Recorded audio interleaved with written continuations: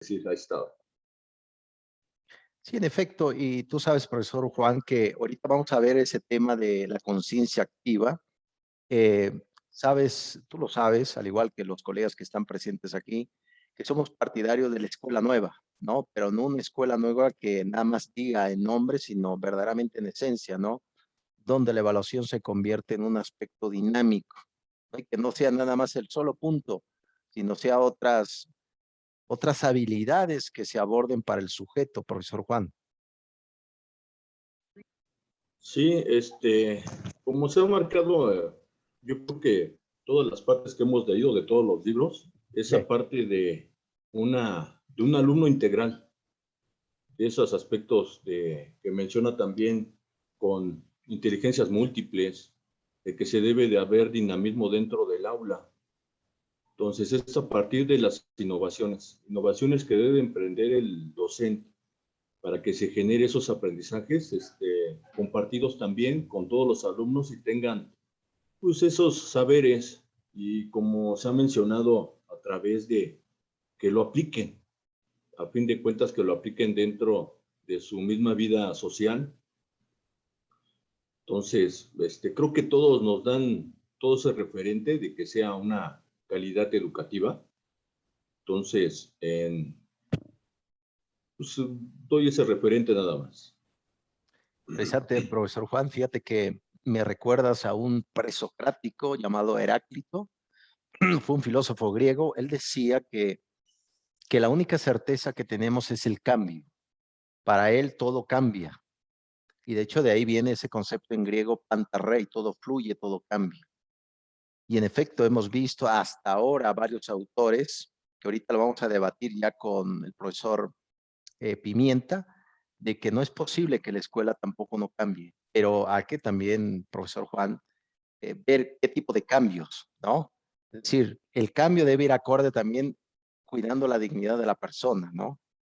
Vemos, por ejemplo, tú lo sabes muy bien, a partir del siglo XX, vimos avances tecnológicos, pero para mal. Vimos bombas atómicas y eso es precisamente lo que es la disyuntiva entre ese progreso eh, social y un progreso también urbano. Bienvenido, profesor Juan. Me da mucho gusto nuevamente verte y aquí pues en este Shabbat. Bienvenido, profesora Patti, ahora sí nos escuchas. Bienvenida, muy buenas tardes. Veo por ahí la última cena, profesora Patti. Muy buenas tardes. Hola, ¿qué tal? Buenas tardes, doctor. Buenas tardes a todos.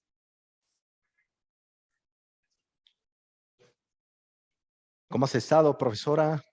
Muy Vemos otro bien, gracias a Dios. escenario, vemos otro escenario distinto. Sí, ahorita estoy en el comedor.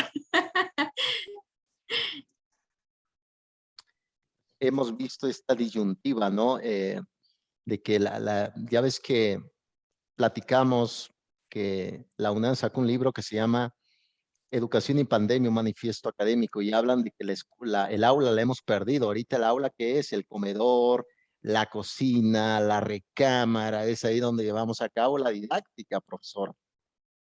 Sí, así es, en efecto. Sí, totalmente. Muy bien, profesora, pues nuevamente bienvenida. Fíjate que existió Muchas gracias. un profesor alemán, yo lo he leído, se llamó Martin Heidegger. Bueno, Martin Heidegger fue nazi y él decía que repetir las cosas es volverlo a pensar varias veces. Entonces, si repito las cosas, profesores, no es que las cabras se me están yendo, sino lo vuelvo a pensar muchas veces como buen filósofo. Bienvenida, profesora. Bienvenida Gracias. nuevamente. Profesora Edith, te vemos desde tu periferia. 2 de octubre, profesora, movimientos, marchas, muchas cosas ahora en México, profesora Edith. Buenos días a todos. No, ya tarde, ya ve.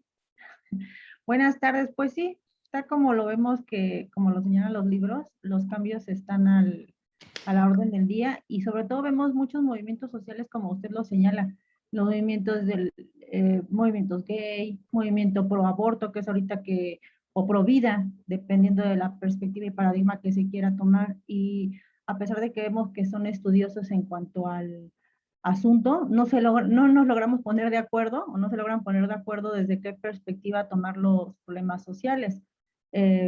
Entonces estamos viendo como que un cambio de paradigma, como formas de pensar convergentes, diferentes, y que ahorita en México como que están coalicionando. Se ven diferentes enfoques, se ven diferentes manifestaciones, pero en cierto punto es bueno, yo lo veo bueno, más no a veces la forma en la que se manifiestan, porque solamente así vamos a poder conciliar diferencias. Es difícil en cuanto al aspecto legal, en cuanto al aspecto social, cultural, moral, vemos muchas perspectivas, he estado viendo algunas entrevistas y escucha una perspectiva y dicen, ay, pues sí, sí tiene razón, ¿no? Y luego escucha el otro punto y dice, ay, también tiene razón. Como que suenan válidas ambas posturas desde cualquier problema que se pueda tratar. Y esto es interesante porque se está dando esa apertura a cambio de paradigmas, a ver las cosas de diferente manera. Y esto esperemos que sea bien, para bien, que se lleguen a conciliar en pro de la sociedad todos esos temas que a lo mejor llegan a ser normativas jurídicas, no tanto culturales o morales, sino que ya tienen una aplicación jurídica que a lo mejor nos puede marcar una guía de acción de qué es lo que tenemos que empezar a cambiar, a lo mejor a que no estemos de acuerdo, pero que sí nos haga una directriz en cuanto a conciliar diferencias. Sin duda, profesor Edith, fíjate que me hiciste recordar a a un filósofo también, educador también, llamado Johann Fichte. Fichte fue alemán, fue el creador de la dialéctica. La dialéctica es una ideología y de hecho lo podemos utilizar en la escuela hablando de dinámicas de grupos, ¿no? No me quiero adelantar mucho. La dialéctica es la contraposición de argumentos. Siempre va a haber argumentos a favor, otros van a estar en contra, otros a lo mejor no sepan qué puede hacer. Pero sin embargo, sí tiene razón, actualmente la sociedad mexicana está dividida y a veces también el discurso político, profesor Edith, no ayuda mucho para conciliar todas estas posturas. Hay mucho odio, ve las redes sociales, se ha convertido en el ágora, en la plaza pública por el cual, pues yo inclusive he debatido en redes sociales, pero te atacan a muerte. Entonces, eso es a veces difícil. Tú sabes, profesor Edith, que la democracia se constituye por la diferencia, no por la igualdad, ¿no? Curiosamente, hay una gran diferencia. Ahora bien, pues uno pensaría, bueno, ¿cuál es el papel de la institución educativa? Un aula de clases, pues no podemos estar ajeno a ello, es una gran diversidad, como bien lo dice, de trans, de homosexuales, de lesbianas, de... Eso se ha convertido en el aula de clase. Podemos estar a favor o en contra. Yo puedo estar a lo mejor en contra del aborto, pero sin embargo es la realidad que estamos viviendo. Yo creo que conversar y dialogar sobre estos puntos puede ayudar como para ponernos de acuerdo en esta gran división, ¿no, profesor Edith? Yo creo que ese es el punto, doctor, que a veces, cuando hacemos un discurso, lo que intentamos a lo mejor es convencer. A veces el escuchar como que esa parte la dejamos de lado. Tenemos ideas a veces tan arraigadas, y lo he visto en los debates que se han dado con respecto a ciertos temas, y, y jamás yo he escuchado a veces que dicen tienes razón, sino que llegan a una postura y la defienden a capa y espada, y es difícil llegar así o a conciliar a una solución o a congeniar, a lo mejor tomar de este lado una perspectiva, del otro lado también. Con respecto a lo que señala que las redes sociales son feroces, Sí. sí, efectivamente luego la empatía, el trabajo en equipo y la colaboración la estamos dejando de lado. Yo tan solo lo veo en la escuela en la que voy, es totalmente en línea, y hay veces cuando una persona pregunta una duda, le contestan, por favor lee bien, o no sabes leer. O sea, hay veces que, y también lo estaba yo viendo en un grupo escolar del que tengo, donde a veces un niño pregunta y la maestra le pregunta, vuelve a leer, vuelve a leer, vuelve a leer. O sea, sí, efectivamente el niño tiene que aprender, como lo señala el profesor Juan, tener esa capacidad lectora, sobre todo la comprensión lectora, pero tampoco no está de más decirle, mira, aquí está, no decirle de nuevo a lo mejor la respuesta, sino enmarcarle dónde está, decir, enfócate en este párrafo, vuelve a leer este párrafo, ¿no? A lo mejor te puede ayudar.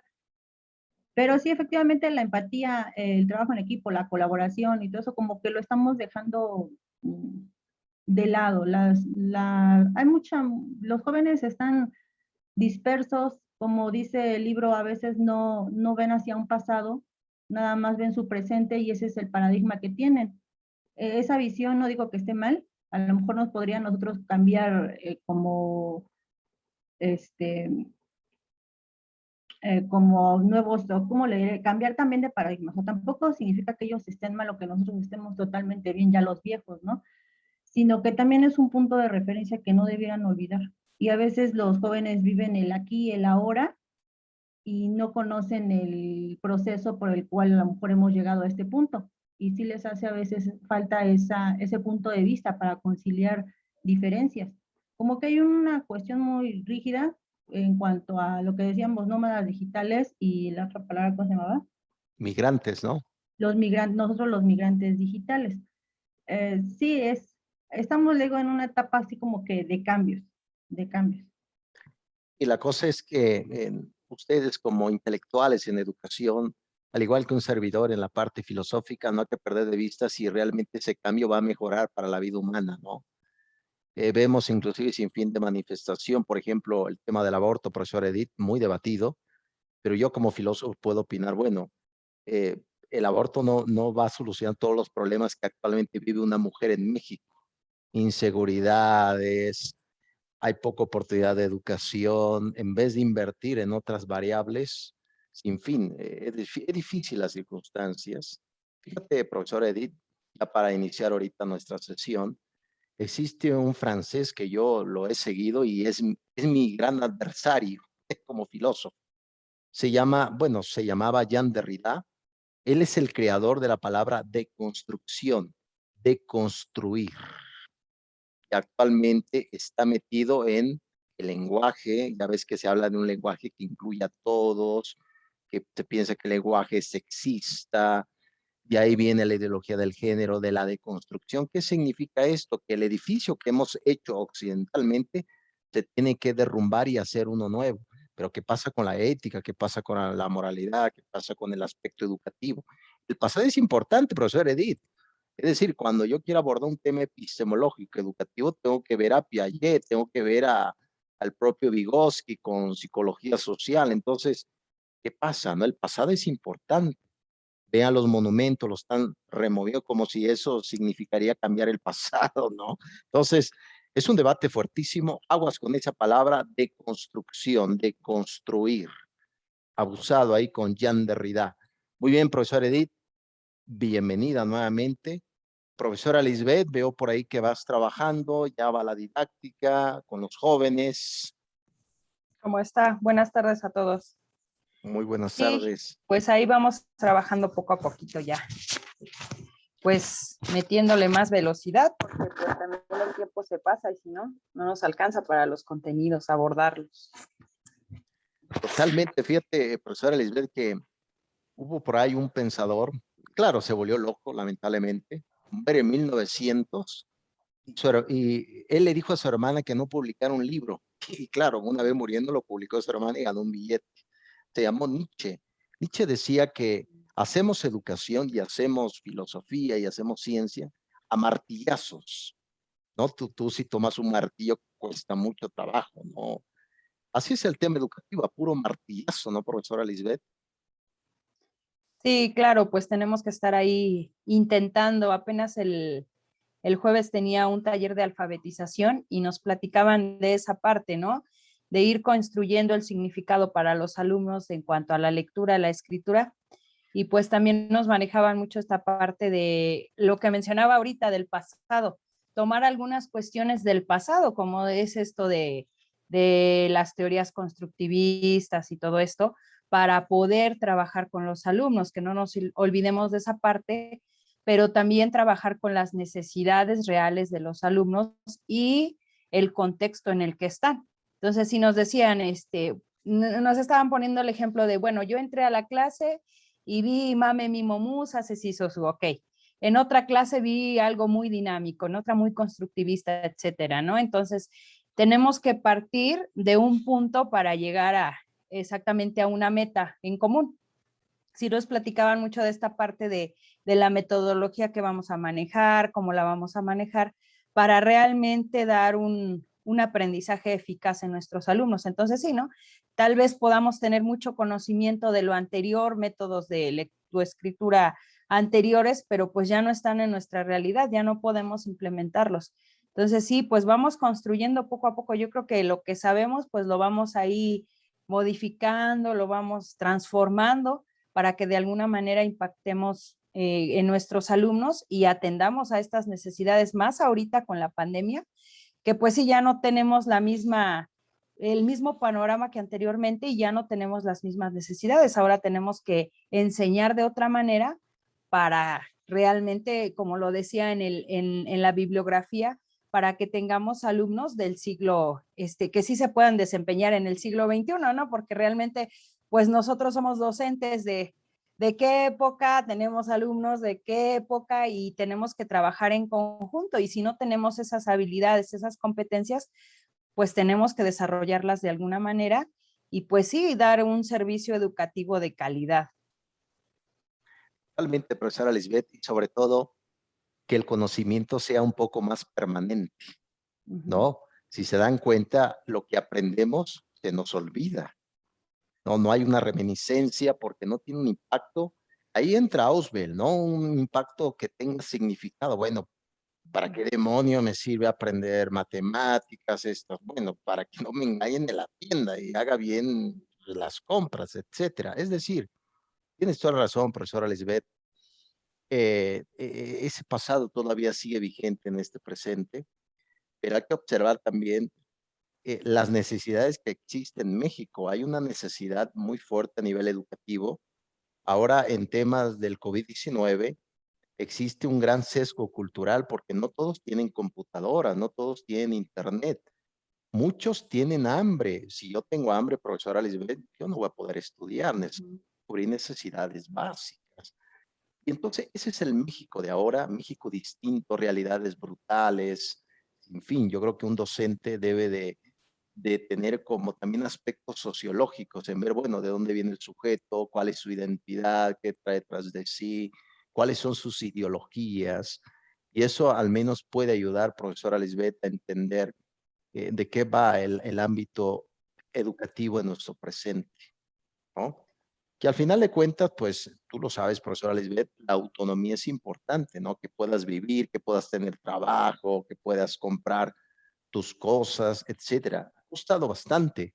Pero la cuestión es que, y lo ha comentado la profesora Edith, vemos el acto. Recuerden muy bien que Aristóteles, el educador griego, hablaba de potencia y acto. Estamos en potencia de trabajar, en acto de estar trabajando.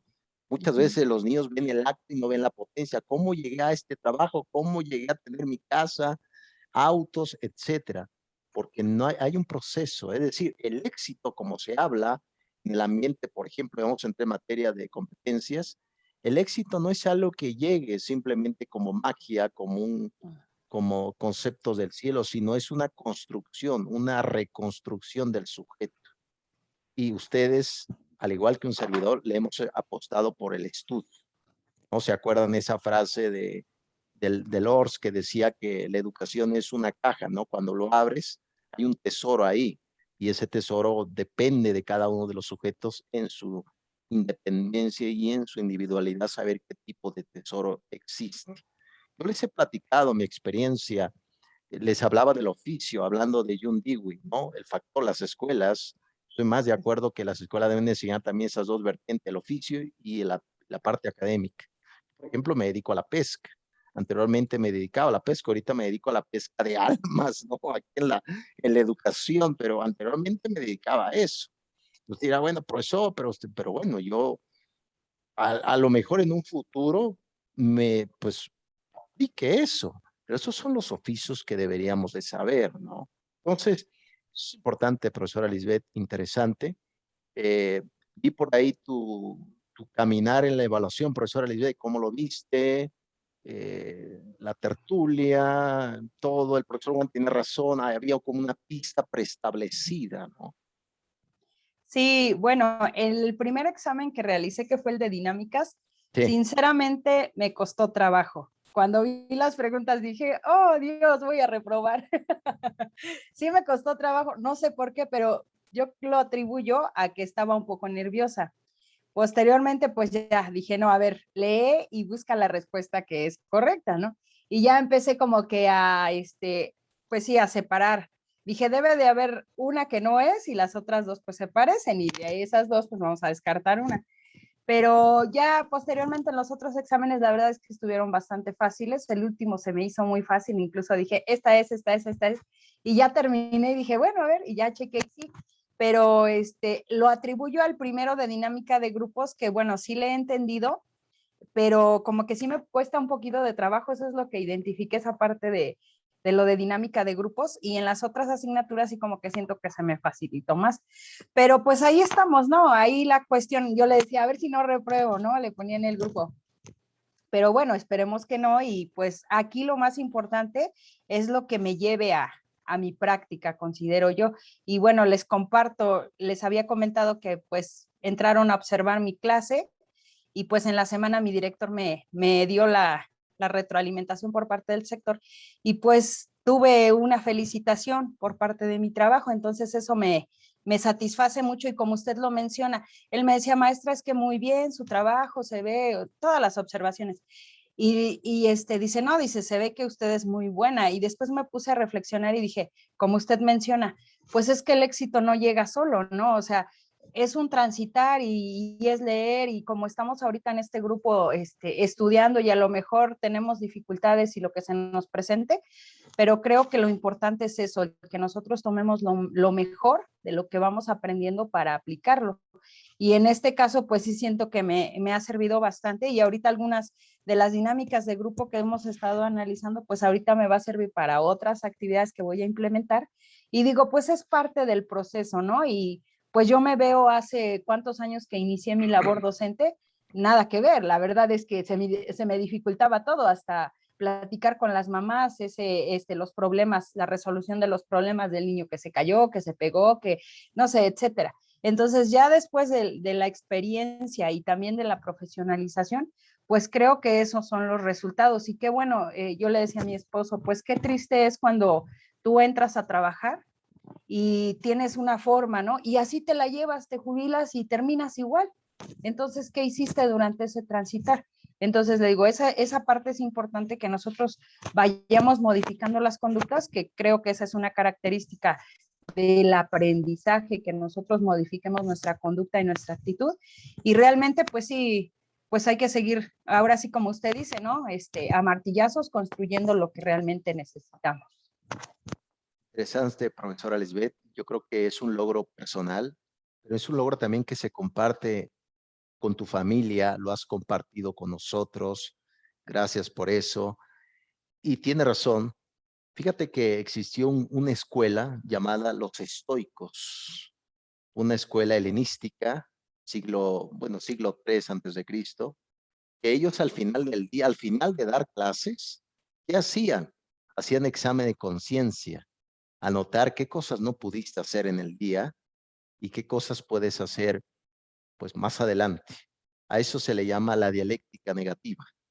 A veces esa dialéctica negativa, muchas veces nosotros vamos a una escuela, a mí me ha tocado mis primeros días de clase, prácticamente el corazón se te partía 1000 pedazos, no sé si les pasó, pero tu corazón latía terriblemente.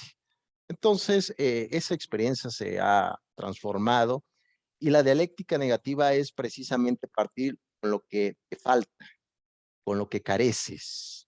Todos tenemos mucho que trabajar en el aspecto del lenguaje, aspectos de la paciencia que hemos visto. ¿Se acuerdan? Una de las preguntas de competencias educativas fue el padre de la inteligencia emocional, ¿no?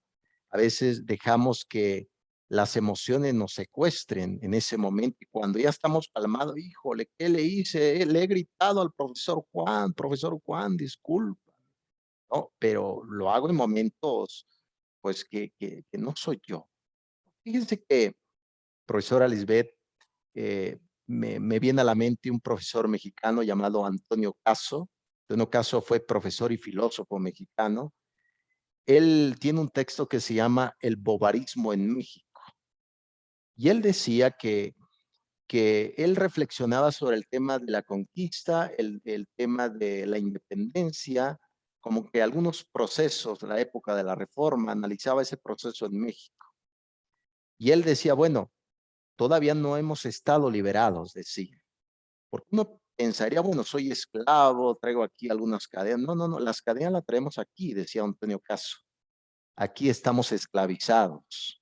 Es que no voy a poder, ¿se acuerdan? Podemos preestablecer algunos conceptos, predestinaciones, que no voy a poder, etcétera. Entonces hay que tener cuidado, a veces estamos colonizados desde la mente, ¿no? También, sin duda, yo creo que el tema de las competencias nos puede dar también algunas pistas de cómo podemos ir mejorando, pues a través de ser autodidacta. Debemos de buscar por nosotros mismos el aprendizaje, con base a lo que somos nosotros, ¿no? Esa zona de desarrollo próximo que decía Vygotsky, ¿no? Acercarse a esa zona, ver cómo se va realizando el matiz pedagógico, ir aprendiendo. Yo aprendo distinto a la profesora Edith, a la profesora Pat, al profesor Juan, y eso precisamente enriquece la realidad. Pues felicidades, profesora Lisbeth, yo creo que pues vas en un buen camino, ¿no? Esa es la evidencia prácticamente.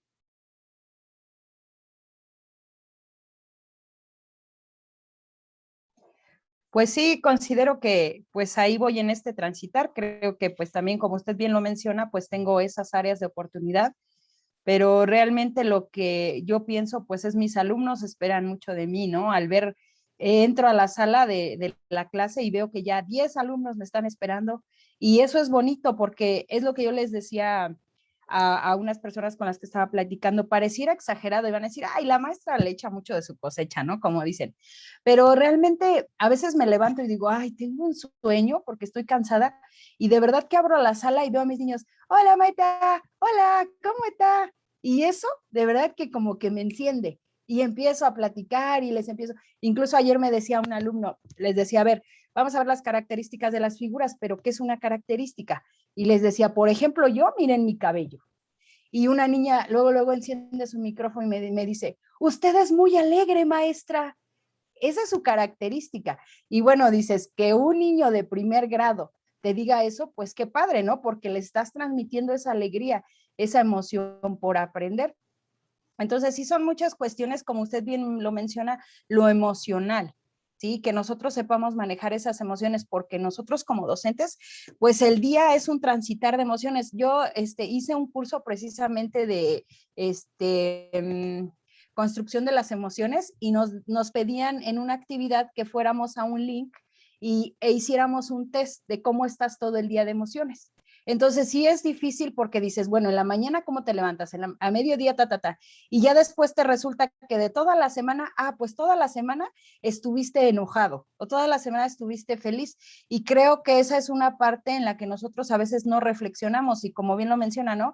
Me molesto con alguien y le digo tantas cosas, después reflexiono y digo, ay, creo que la regué, como dicen, ¿no? Coloquialmente. Pero de alguna manera nosotros como docentes ahorita que estamos en virtual, es de verdad que un fluir de emociones, porque no falta la mamá que, maestra, ¿cómo hago esto? Y como dice Edith, ¿no? Ay, pues léalo, pero si la mamá te está preguntando es porque no lo entiende claramente, ¿no? Entonces, señora, mire, hágale así, o le mandas una imagen, etcétera. Pero a veces estás así de trabajo y yo creo que eso es lo que sucede con algunos compañeritos, ¿no? Esa contestación mala. Pero sí es difícil trabajar ahorita a distancia, sí, en presencial, es complicado. En distancia es más difícil porque aquí es un doble trabajo. Nosotros como educación básica, pues tenemos que trabajar con las mamás y con los niños, ¿no? Incluso en la redacción de la planeación, tienes que ser sumamente específico. Vas a colorear de color verde, ¿no? Recorta y pega en el cuaderno de español y así sucesivamente. Porque si tú obvias que la mamá va a entender, es difícil porque ellas están haciendo el quehacer, la comida, el esposo, y ellos no están pensando en que tú les estás pidiendo algo que no van a entender. Entonces, pues mejor hacerlo de esa manera tan específica que a veces dices, ay, es que esto ya lo escribí, pero bueno, lo escribo mejor. Yo creo que ahí sería cuestión de la empatía, que nosotros seamos empáticos. Hablan mucho las autoridades de la empatía Y aquí viene la contraparte, las autoridades no son empáticas con los docentes, ¿no? Porque a ellos no les importa ni tu horario, ni tu tiempo, ni lo que tengas que hacer, tú cumple y da resultados. Pero nosotros como docentes con los papás tenemos que ser muy empáticos y con los niños, ¿no? Usted menciona, sí, hay esa brecha que se ha abierto pues porque no cuentan con los medios electrónicos, no cuentan con internet, etcétera, para poder atender a las clases. Pero de alguna manera nosotros pues tenemos que buscar esas alternativas para que ellos se integren. Yo es lo que veía, pues mi alumnito tal pues no se conecta, me entrega los trabajos a las 9, pero pues ¿qué hago? Pues se los recibo, ni modo. Tal vez no se los voy a calificar ahorita, pero al otro día pues ya se los reviso. Entonces sí, pues esta construcción del aprendizaje ahorita es difícil para nosotros y creo que nadie estaba preparado para esta situación. Bueno, al menos yo no sabía ni siquiera que existía Zoom. Posteriormente, cuando fui explorando, dije, pues tiene estas herramientas y lo podemos trabajar. Pero sí es complicado, pues nuestra parte de la formación docente y pues que ahorita la estamos haciendo ahora sí que con práctica, ¿no? Me voy formando, pero voy practicando porque estoy entre ensayo y error para apoyar a mis alumnos. Entonces sí, pues es complicado, pero pues ahí vamos construyendo esto y pues sí, como bien menciono, tengo áreas de oportunidad, pero como usted dice, pues no nos vamos a quedar ahí ya, no sé hablar en público y ahí me quedo. Pues hay ahora infinidad, es lo que platicaba hace rato con mi esposo, es que antes cuando nosotros estudiábamos, no había ni siquiera, decías, te piden un trabajo, un mapa conceptual, pues con lo que sabes o busca, ¿no? En libros. Ahora hay tutoriales de todo tipo, hasta para cocinar, para vestirte, para peinarte, para todo. Entonces dices, ahora ya no podemos decir, es que no lo pude hacer porque no supe. Ya hay la manera para hacerlo. Entonces, pues sí, esto es difícil, pero pues tenemos que trabajar y tenemos que apostar por lo mejor, por lo menos yo que soy docente, pues para mis alumnos. Totalmente, profesora Lisbeth, sobre todo dar un mejor servicio pedagógico y la otra perspectiva, pues mantener tu chamba, tener trabajo, ¿no? Que tanto se necesita en estos tiempos, ¿no? Interesante, profesora Lisbeth. Muy bien, profesores, ¿qué les parece si vamos caminando ya con la siguiente literatura?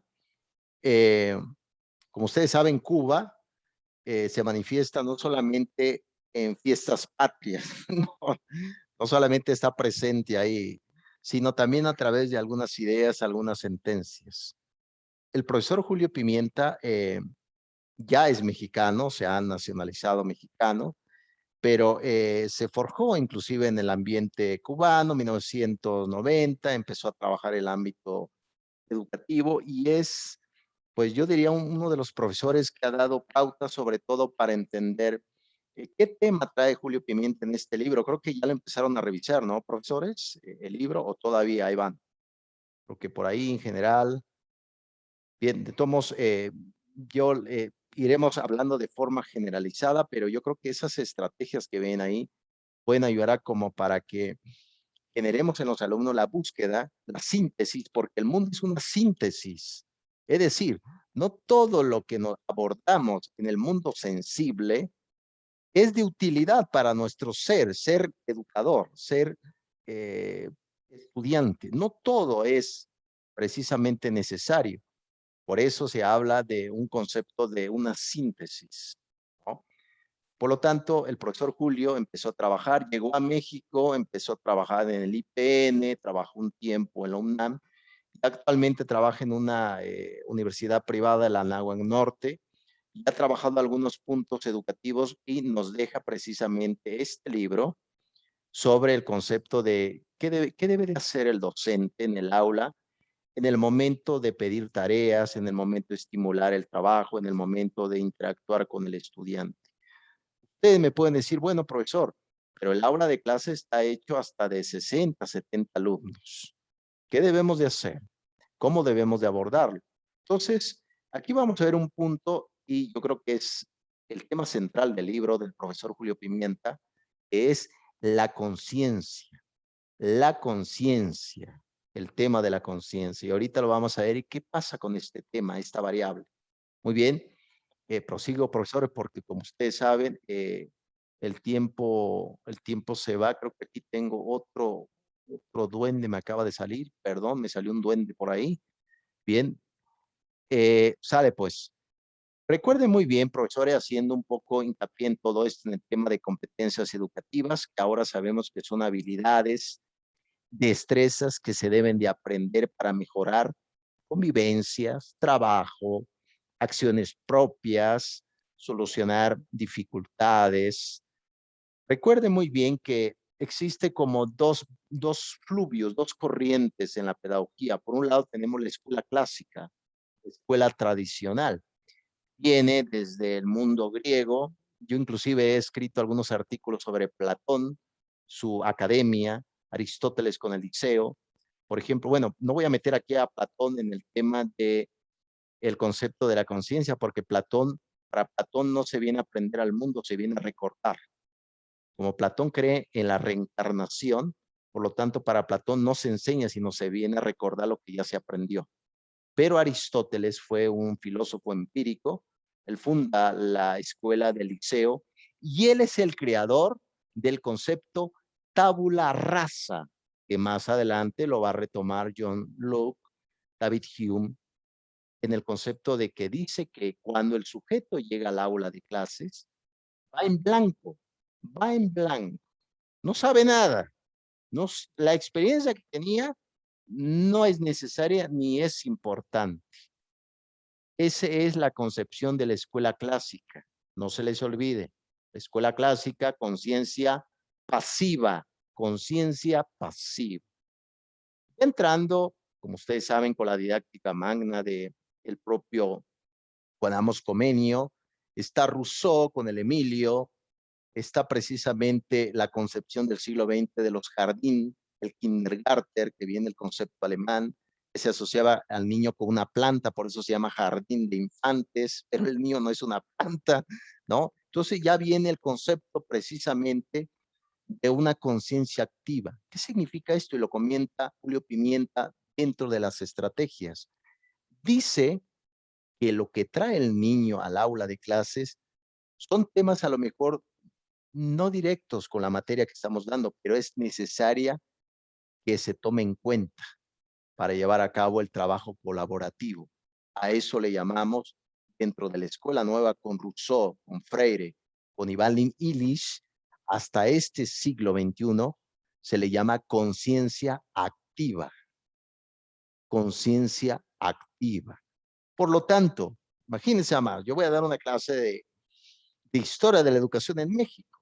Y resulta que hay unos jóvenes que pues no leen nada, pero empiezo a platicar con ellos, oye, ¿cómo te ha ido? No, fíjense que mi papá trabaja allá y pues ahora me ha dicho que tengo que ir a la escuela porque mi abuelito estuvo en el tiempo de la revolución. Según la escuela nueva y según la conciencia activa, eso es importantísimo para llevar a cabo el trabajo dentro del aula, dentro de las competencias educativas. Todo conocimiento no se debe de despreciar, todo es bienvenido. ¿Sí o no, profesores? A mí me ha tocado, cuando he dado clases de religión, termino hablando de fútbol. Ay, ¿cómo viste con Messi se fue del Barcelona? ¿Cómo crees? Ese tipo de diálogo puede generar, ¿qué? Decía Julio Pimienta, confianza en el aula. También es una propiedad necesaria, tener confianza entre el alumno y el docente. Otro, generar cierta empatía, lo has comentado, profesora Lisbeth, el concepto de, bueno, pues me pongo en el zapato de los demás, vamos a ir trabajando juntos. Y yo diría que el número 3 sería que el docente también pueda ir generando y pueda ir conociendo la realidad de cada uno de los alumnos, porque prejuicios existe hasta cae del cielo, ustedes lo saben, existe un buen prejuicio, mira, esta persona me odia, y en realidad ni piensan en ti, ¿no? Eso es precisamente, uno piensa, es que me odia la profesora Patti, me odia el profesor Juan, creo que le caigo mal, pero ni piensan en mí los profesores, andan en sus problemas personales. Por lo tanto, las dos corrientes pedagógicas, escuela clásica, conciencia pasiva, escuela nueva, conciencia activa. Ese es el conocimiento del aula de clase. Y por lo tanto, Julio Pimienta da varias directrices de qué tipo de actividades qué tipo de tarea debemos de pedir nosotros para que se convierta prácticamente, no se convierta las tareas en reproducción de ideas de otros, sino en reproducir ideas tuyas con base en acompañamiento del otro, que es muy distinto. Es decir, no estar repitiendo siempre ideas, sino aprender también a hacer tu propia reflexión y dar tu punto de vista. Importante, ¿no? Porque yo creo que ustedes se han preguntado, yo luego me pregunto, bueno, un joven, luego cuando yo daba ética jurídica a un grupo de abogados, le decía, oye, profesor, ¿para qué diablo me va a ayudar a hablar de Platón y la academia? Cuando estés en una fiesta, en un bar, hablar de ese tema, te van a decir, ah, yo quiero estar con este muchacho. Hasta es un tema de enamoramiento, ¿no? Y yo creo que esa es la utilidad que debemos de darle al conocimiento, ¿no? Y eso es precisamente, pues muy bien, yo creo que todos hemos hecho la lluvia de ideas, profesores. Esta didáctica, recuerden que la palabra idea viene del griego eidos, que significa reafirmación de la creación. Ideas son creaciones.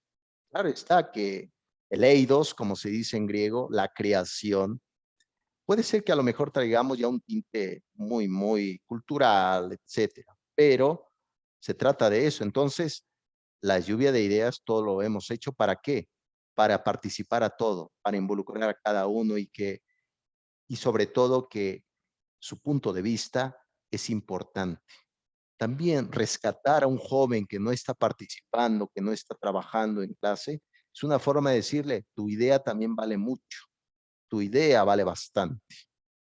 Hace unos días yo estaba con un grupo de estudiantes de otra universidad, le estaba dando religión, historia de la religión, estamos viendo a los judíos, y una de ellas me dijo, profesor, lo que les voy a compartir no sirve para nada. Le dije, ¿cómo? Claro que sí, sirve para mucho.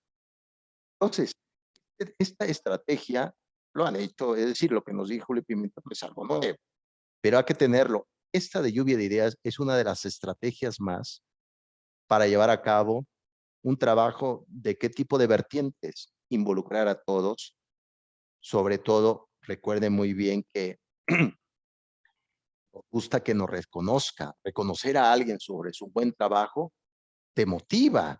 El que pasó a la profesora Lisbeth, me ha comentado profesora Patti, profesora Edith, profesor Juan, reconocer el buen trabajo de cada uno, no sé usted, pero a mí me motiva a seguir. Entonces, es importante, eso es lo que ustedes van a ver en este libro. Si alguien lo quiere leer, adelante completo. Vamos a ir viendo otras estrategias vamos a ir abordando. Lluvia de ideas, lluvia de eidos. Muy bien, aquí seguimos. El profesor dice, bueno, ¿qué utilidad tiene? ¿Para qué se utiliza? Sin duda, recuerden muy bien, indagar conocimientos.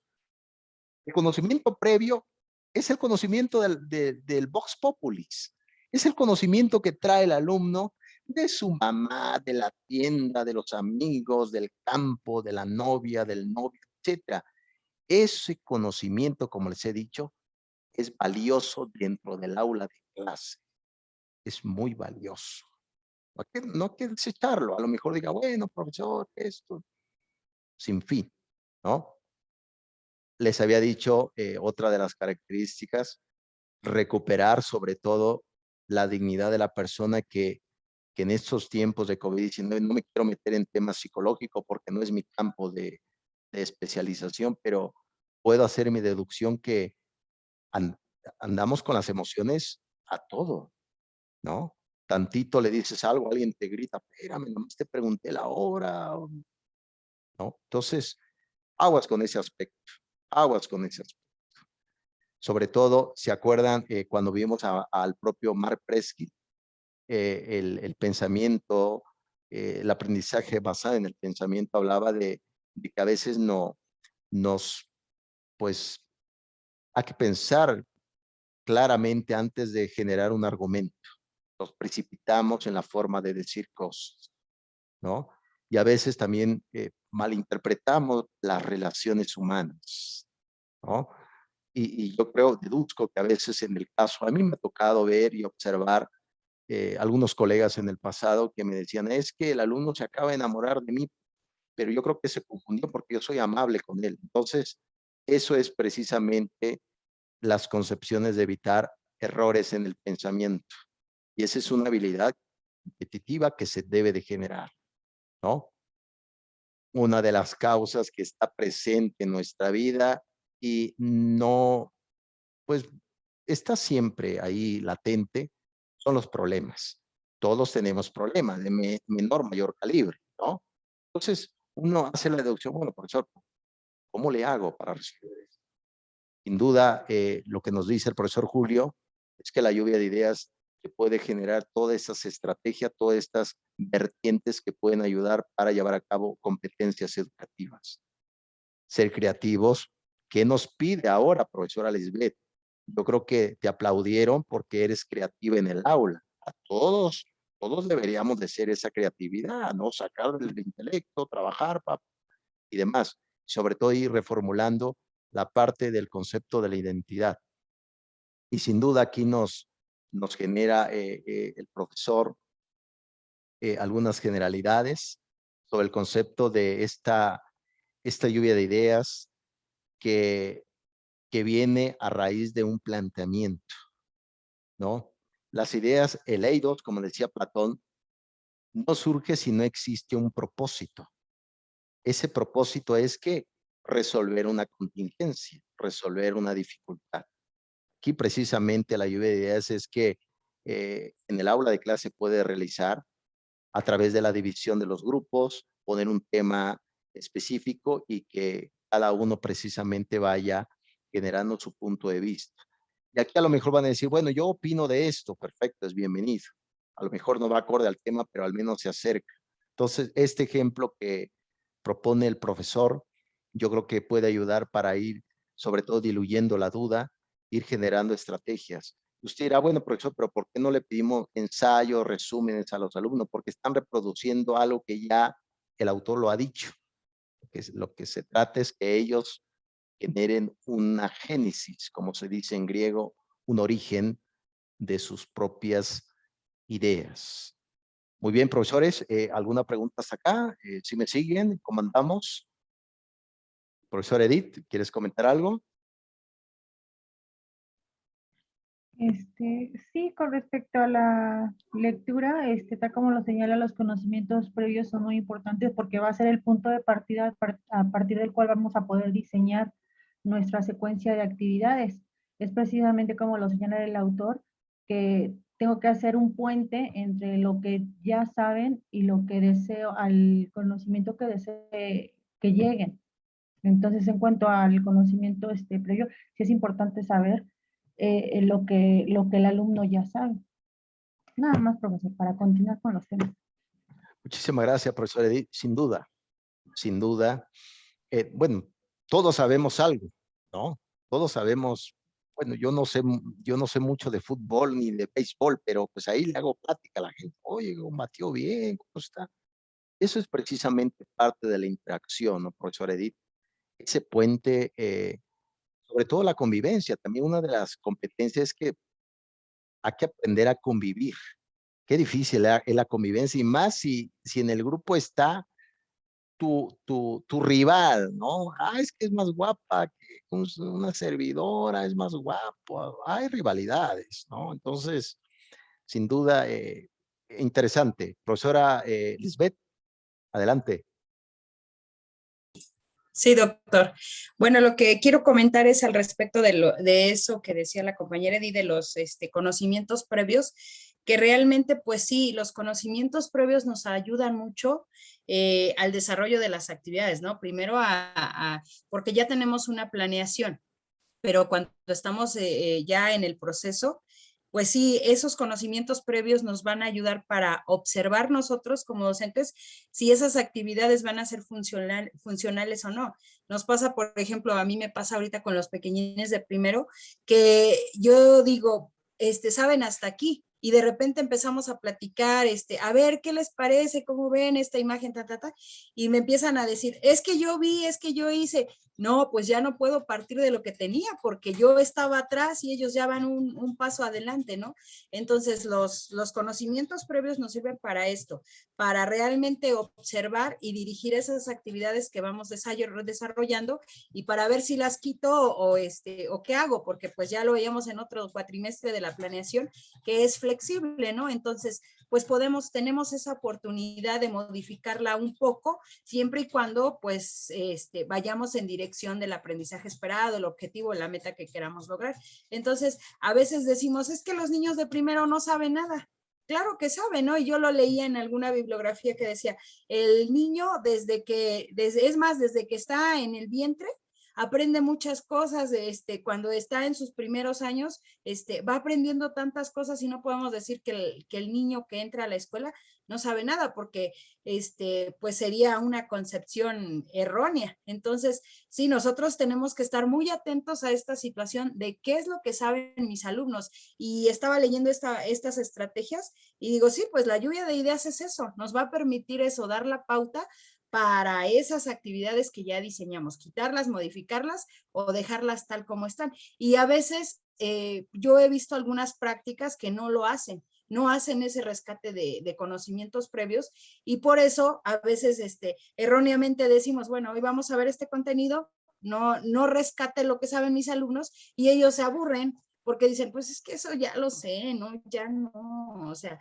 ya la maestra mejor que continúe a partir de aquí. Entonces, en ese caso, pues sí tenemos que, ahora sí que tener esa visión y realmente dominar esa parte, porque igual cuando somos novatos, cuando ingresamos al servicio, obviamos tantas cosas porque ya lo vimos en la licenciatura, en la normal, ¿no? Y realmente no nos damos cuenta lo que necesitan nuestros alumnos, nada más. Interesante, profesora Lisbeth. Estamos de acuerdo que el conocimiento a priori, como se dice en griego, a priori, es necesario para llevar a cabo un concepto a posteriori, ¿no? En el concepto del aula. Sin duda. Y tiene razón, profesora Lisbeth. Todos sabemos algo.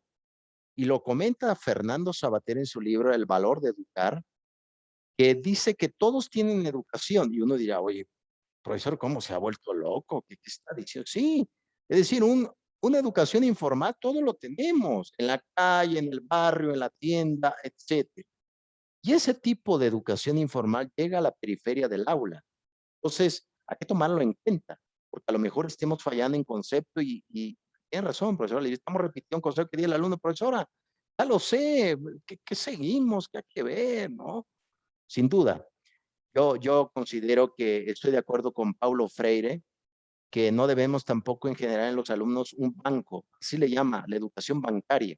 Es decir, ¿qué existe en el banco? Depósitos. Bueno, ojalá que nuestro banco esté lleno de depósitos, ¿no? Ojalá, pero se va llenando de depósitos. Y al final de cuentas simplemente eres un banco sin ninguna utilidad práctica, ¿no? Interesante, profesora Lisbeth, interesante. Muy bien. Pues vamos adelante, profesores, porque como es sábado, fíjense que tenía otro grupo que ustedes saben que las pequeñas bromas que hago son bromas, a lo mejor digan, oye, profesor, otra vez usted con la broma. Sí, son bromas. Pues uso la ironía socrática. Precisamente hablando de Sócrates, vamos con la segunda tesis del profesor Julio Pimienta, las preguntas. Ustedes saben que hay alumnos, seamos honestos, hay jóvenes que no quieren contestar porque temen hacer el ridículo. Los jóvenes cuidan su prestigio. Uno cuando ya está grande ni le da miedo, uno dice cosas, y, sin fin. Pero imagínate un joven que está al lado de una chica que le gusta. No voy a decir nada porque la puedo regar pues, quedaré mal, todo, ¿no? Bien, la educación basada en preguntas, eso es otra estrategia de competencias educativas. ¿Quién fue el creador de esto? El creador fue un hombre panzón. Estoy seguro que se va a reír mucho donde quiera que se encuentre. Fue panzón, muy feo, muy feo. Andaba descalzo con una pequeña túnica. Se pasaba todo el día parado, sin moverse, porque le llegaba una idea y se quedaba parado todo el día. Su esposa, llamada Jantipa, iba a traerlo a la plaza pública y le gritaba en público, oye, no trabajas, ¿qué estás haciendo? Pues precisamente lo que hacía él era la docencia. En ese tiempo recuerden que la palabra no se pagaba por la palabra, se pagaba por la acción práctica. Escultor, bueno, los políticos nunca han trabajado, pero escultor y otras actividades, ¿no? Este personaje se llamó Sócrates. Sócrates utilizó dos métodos. No lo comenta el profesor Julio Pimienta, pero es importante revisarla por qué razón se hace preguntas al alumno. ¿Tú qué opinas? ¿A qué saber hacer las preguntas correctas? ¿Qué opinas sobre esto? ¿Qué causas puede tener? ¿De dónde vendrá? Tú de tu experiencia, ¿qué harías? ¿No? Tiene dos vertientes. Por un lado, la ironía. La ironía significa en griego simulación. ¿Qué significa la simulación? Tú como profesor, cuando preguntes dentro de las estrategias de competencias educativas, tú te vas a poner en el papel de que no sabes, no, yo no sé, ¿tú qué opinas, joven? Esa es la ironía. Esa es la ironía. A posteriori viene a través de preguntas, viene la mayéutica. Mayéutica significa en griego el arte de parir ideas. Recuerden que la mamá de Sócrates fue partera, fue comadrona, ayudaba a parir, de ahí toma el concepto de la mayéutica. Por lo tanto, el concepto de hacer preguntas es para que el alumno participe, para que el alumno se vaya a dar cuenta de que lo que realmente se ha comprendido tenga una buena síntesis. Una cosa es escuchar y otra cosa es precisamente tener en nuestro pensamiento, como dijo Immanuel Kant, pequeñas categorías establecidas en nuestra mente, ¿no? Por ejemplo, le dices a un niño, a ver, dibújame un elefante. El elefante no está presente, pero está de manera abstracta en la mente y lo va a llevar a cabo. Ustedes saben que, citando a Piaget, en esos estados del desarrollo, él habla que precisamente un niño pequeño dice, dibújame un elefante, vamos a hablar de 2 años, el niño va a buscar el elefante a lo mejor.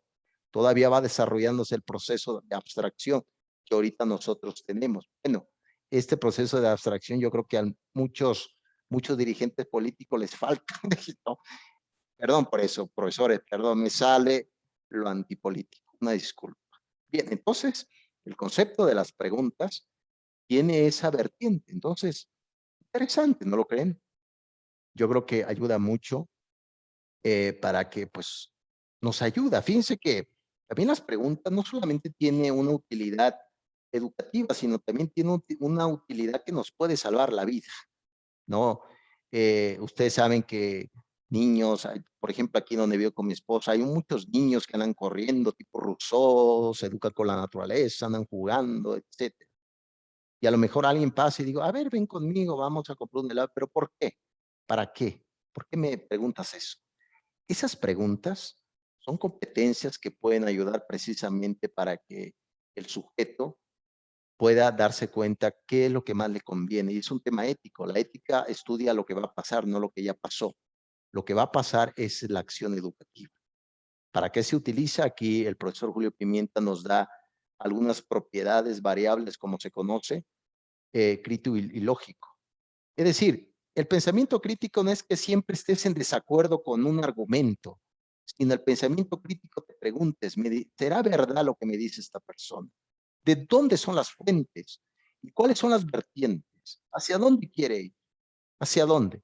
Recuerden que la lógica estudia el lenguaje organizado, estudia el concepto de aletheia, como se dice en griego, la ecuación de la mente con la realidad. Este hombre me está diciendo esto y pues, no es verdad, ¿no? Nuevamente aquí viene esta propiedad de lo que el alumno sabe y lleva al aula de clases. Y hay otro tema también, profesores. Yo siempre lo he dicho, un aula de clase también tiene que ser un centro de contradicción, porque la sociedad es contradictoria. Un docente no debe de masticar todo el conocimiento y darle masticado al alumno todo. Debe generar que el alumno problematice su educación dentro del aula. Eso es importante. A veces, y lo sabe la profesora Patti, a veces el exceso de amor también es malo, ¿no? Al igual que la carencia, ¿no? eso es precisamente problematizar el aula. Hace el año pasado tuve un debate con unos filósofos y decían, no, la educación tiene que darle al alumno todo. No, no, no. La educación tiene que hacer todo lo contrario, problematizar su existencia, ¿no? Para el aprendizaje, vean cómo está la sociedad, sin fin de variables. Y sobre todo, recuerde muy bien que tenemos mucha información, vean las redes, hay muchos virales, hay muchas noticias falsas. Precisamente este tipo de preguntas va a ayudar para que el alumno tenga estrategias. Y recuerden, las preguntas se puede hacer en el aula, preguntarle, a ver, Pepito, ¿qué opinas de esto? A ver, Juan, ¿qué opinas de esto? ¿Qué opinas, profesor Edith? ¿Qué opinas, profesora Lisbeth? Y se va haciendo anotaciones. Para eso se debe de hacer prácticas, acciones. La metacognición lo hemos visto. Recuerden que la palabra, en la cognición, la palabra cognoscitivismo viene de la palabra latina cognoscere, significa llegar a conocer. Cognitivo viene del latín cognoscere, que significa llegar a conocer. Cognoscere, cognitivo. Todos vamos a llegar a conocer algo. Yo creo que hemos desarrollado un proceso cognitivo, ¿no? Sin duda estas preguntas son fundamentales, pero surge de un lugar, surge de una profesora, psicóloga, psiquiatra, que a continuación lo vamos a ver. Bueno, este es precisamente otra tesis, pero las preguntas van de la mano con Sócrates, hacer preguntas para generar en los alumnos mayéutica, que ellos generen un parto, dar a luz. Luego les he dicho en broma a algunos alumnos que he tenido, alumnos pequeños, porque he dado también preparatoria y licenciatura, tan pequeños los alumnos, y les he dicho, lleguen a su casa y díganle, mamá, he quedado preñada. Oh, ¿cómo es posible, hija? ¿Qué pasó? Voy a demandar a la escuela. No, del conocimiento. Oh, Dios mío, ¿qué hiciste? ¿No? Eso es precisamente, hemos quedado, ustedes han dado a luz ya, o a lo mejor están totalmente en cinta para dar el conocimiento y que genere una perspectiva interesante. Decía George Santayana, un profesor de Harvard, español, yo lo he seguido. George Santayana decía que si no conocemos nuestra historia, vamos a volver a cometer los mismos errores en el presente. Eso es importante, no perder de vista el concepto de las competencias educativas. Muy bien, ¿qué les parece si vamos ya con la última postulado? Hay muchos. Yo creo que ahí, de hecho, profesora Patti, ya califiqué tu actividad y te envié mis observaciones de tu PowerPoint, profesora Patti.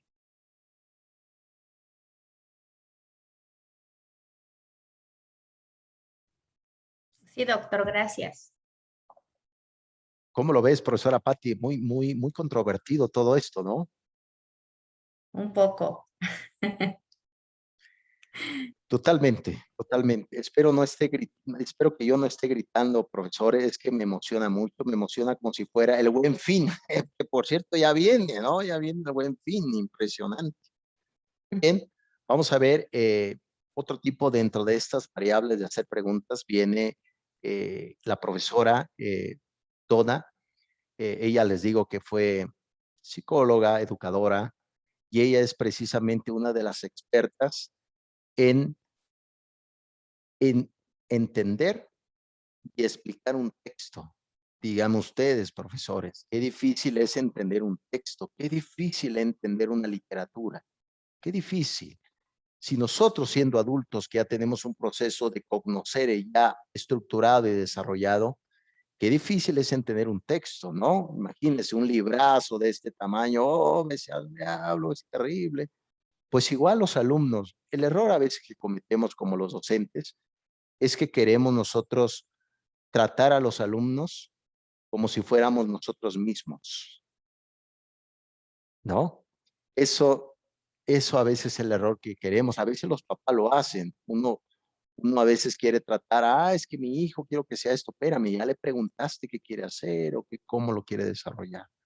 A veces ese es el error que queremos. Un niño, he escrito sobre la niñez. Hay un libro, creo que ya se los comenté, se llama Historia de la Infancia, de la editorial Ariel. El profesor se llama Buenaventura Delgado, es un profesor, pedagogo, educador español. Historia de la infancia, es un libro impresionante, impresionante, porque narra cómo era el niño en la época de Egipto, Mesopotamia, Grecia y demás, y el niño está desprotegido. Precisamente la profesora nos dice una estrategia de cómo el alumno a través de una lectura puede ir haciendo precisamente sus anotaciones. Eso es precisamente importante. Este tipo de estrategias que sé, que quiero saber, que aprendí, ahorita vamos a ir viendo cómo se debe llevar a cabo. Se puede llevar a cabo a través del aula, decirle, bueno, ¿qué sé? ¿Qué quiero saber a través de esta lectura y qué aprendí con base a lo que me acaba de decir? ¿Qué sé? Pues, imaginen nada más, pregunto, profesora Edith, o les pregunto a todos, ¿han escuchado hablar de la reforma de Martín Lutero? A lo mejor diga, bueno, profesor, pues sí, ¿qué sé? Yo lo sé, profesor, ahí mi escuela se llama Martín Lutero. Ah, perfecto. ¿Y qué aprendí? Ah, aprendí que Martín Lutero fue un monje agustino del siglo XVI, un hombre que tuvo muchos amantes y que era un escandalazo, ¿no? Pero, ¿qué aprendí después? A priori y a posteriori. Eso es lo que nos dice la profesora con base al análisis de textos. Muy bien, profesores. Y aquí viene una secuencia general que ustedes lo van a ver en el libro. Aquí recuerden muy bien que este tipo de actividad ayuda mucho para que entendamos un texto. Seamos honestos, nosotros los docentes, ustedes también, hemos soñado mucho que el alumno lea. Oh, ay, te traigo un texto, léeme esto. Hemos soñado mucho y a veces el alumno no lee mucho. Entonces, pequeñas dosis de textos y a partir de eso se lleva un texto y el alumno va a anotar. Puede ser hasta, ahorita lo vamos a ver más adelante, bueno, va a estar para la siguiente sesión un cuadro comparativo. Bueno, lo que sé de esto, perfecto. Que quiero saber y lo que aprendí. La narrativa y la expectativa totalmente a través de todo esto. Sin duda, yo creo que esta estrategia puede ayudar, profesores, para que sobre todo se genere en los alumnos el hábito de la lectura necesaria desde este siglo XXI. Necesaria generar. Adelante, profesora Lisbeth. Sí, doctor. En esa estrategia del cuadro, bueno, Sí. yo la tomaba la aprendí en un diplomado y la tomábamos como la bitácora COL. Entonces, aún la seguimos aplicando. Es muy efectiva, por ejemplo, en el trabajo por proyectos en cuanto a español, en las prácticas sociales del lenguaje que trabajamos. Y es muy rica porque yo, por ejemplo, la trabajo así. Les doy el cuadrito a los niños y lo que sé, lo que quiero aprender, lo que quiero saber y lo que aprendí. Al principio, pues les digo, ¿qué es lo que sabes, no? Y ahí estamos rescatando los esquemas previos de los niños. Posteriormente, ya les digo, a ver, ahora, ¿qué queremos aprender? Por ejemplo, si vamos a trabajar a lo mejor, no sé, no se me ocurre ahorita ningún proyecto. A lo mejor una investigación, ¿no? De los animales que más les gusta. Bueno, ¿qué quieres saber de esos animales? Y les digo, ahora vamos a guardar ese cuadrito y al final del proyecto lo vamos a sacar. Entonces eso hacen los niños y al final tenemos nuestro producto y les digo, a ver, ahora anoten ahí lo que aprendí. Y realmente es fascinante ver cómo los niños, no, pues es que yo aprendí a comportarme bien, yo aprendí de que los animales son mamíferos, etcétera. Pero a veces sí nos pasa algo chistoso, que le pasó a mi esposo, también él lo trabaja y él me decía, es que este niño me puso, no aprendí nada. Entonces dices, híjole, ¿cómo es posible, no? En ese Tabula rasa, se fue en tabula rasa. en ese transitar del proyecto dices, bueno, parece chistoso, ¿no? Pero te pones a pensar y dices, pues que en ese niño no dejé nada, no le di herramientas, no le di esa parte para que construyera su aprendizaje. Entonces, esa bitácora COL, la verdad que sí, yo les recomiendo cuando la puedan aplicar, aplíquenla y nos da muchos elementos tanto para la autoevaluación y para la evaluación final, porque realmente vemos el proceso, qué faltó en mis alumnos, sí logré los objetivos y ahí la primera parte pues es para rescatar qué saben. Ahí nos damos cuenta de muchísimas cosas para el transitar del proyecto. Entonces, es muy efectiva esa estrategia, sí la he implementado. Interesante, profesora Lisbeth. Te pido, por favor, que si tienes por ahí alguna liga, nos puedes compartir al WhatsApp. Yo creo que estamos aquí para colaborar, ¿no? Colaborar también para enriquecer nuestra materia de estrategias basada en competencias. Pues muy bien, profesores, ahí está el libro de Julio Pimienta. El libro ya lo tienen. Viene más estrategias, viene muchas y vamos a ir viendo más de otros autores, sin duda. Vamos a ir viendo más. Pero yo creo que vamos caminando ahorita para el que, bueno, algo generalizado que podemos decir es que queremos que los alumnos tengan pensamientos críticos, sin duda, pensamientos eficaces, pensamientos de juicio. Y eso es importante y no se da por arte de magia, se da a través de un aula que tenga significado, a través de actividades que tengan impacto en los jóvenes y sobre todo actividades que sean atractivas. Más adelante vamos a ver un libro que se llama Dale la vuelta a tu clase. Lo vamos a analizar como parte también de algunas estrategias, videos, etcétera, ¿no? Pero muy bien, profesores, ¿qué les parece si tomemos un pequeño recesito y ahorita nos vemos? Tomemos un 10 minutos y ahorita a la 1:30 venimos, vemos las otras dos materias y ya damos por finalizado el día de hoy nuestra actividad del Shabbat. Ahorita nos vemos, profesores.